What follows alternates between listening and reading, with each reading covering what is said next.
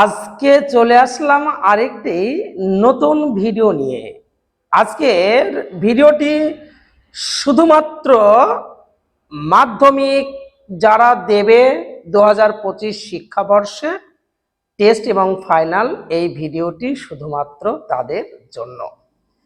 এর আগের ভিডিওতে আমরা প্রবন্ধ রচনা সাজেশন হিসাবে মাধ্যমিক স্কুল বোর্ডের আমি কিন্তু দিয়েছিলাম।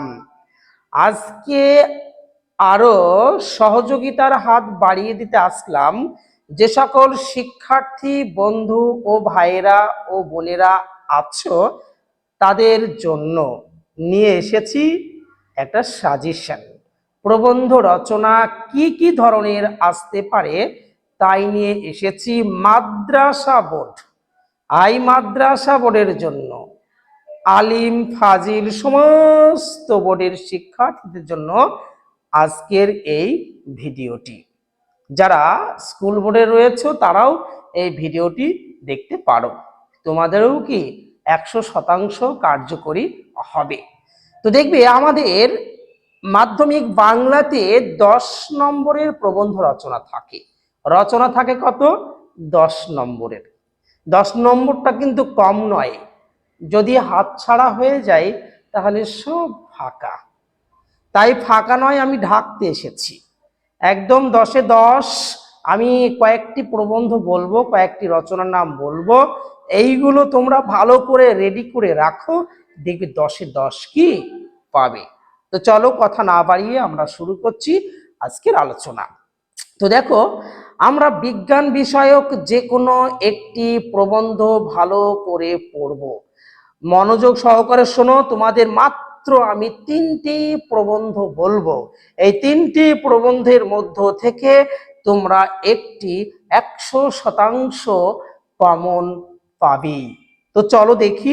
1 নম্বর দেখো প্রশ্ন, আমরা বলতে পারি দৈনন্দিন জীবনে বিজ্ঞান খুবই গুরুত্বপূর্ণ। কি বললাম? দৈনন্দিন জীবনে বিজ্ঞান। এটা আবার অন্যভাবেও কিন্তু ঘুরে আসতে পারে কি আধুনিক জীবনে বিজ্ঞান। এটা আবার ঘুরিয়ে আসতে পারে কি মানব কল্যাণে বিজ্ঞান।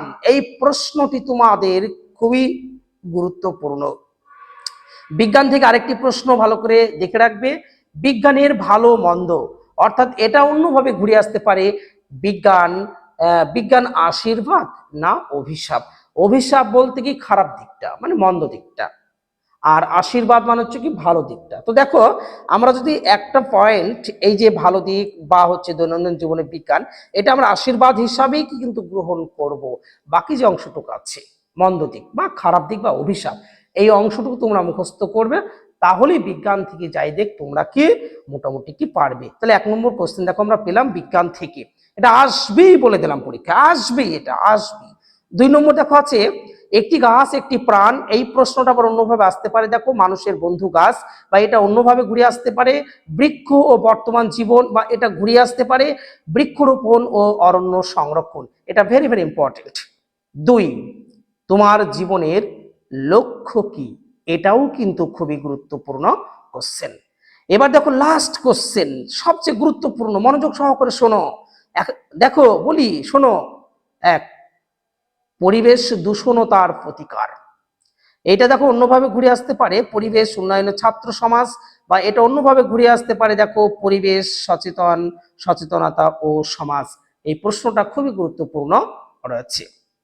আর 2-একটি আমি বলছি, তোমরা মনোযোগ সহকারে কি শুনতে থাকো। দেখো ছাত্র জীবনে খেলাধুলার গুরুত্ব বা ভূমিকা, বা এটা অন্যভাবে আসতে পারে দেখো চরিত্র গঠনে খেলাধুলার ভূমিকা। এই প্রশ্নটিও খুব গুরুত্বপূর্ণ রয়েছে। আর 2-একটি আমি প্রবন্ধের নাম বলছি, তোমরা মনে করে রেখো। দেখো দেশ ভ্রমণ শিক্ষার একটি অঙ্গ, বা দেশ ভ্রমণের গুরুত্ব, বই মানুষের শ্রেষ্ঠ সঙ্গী।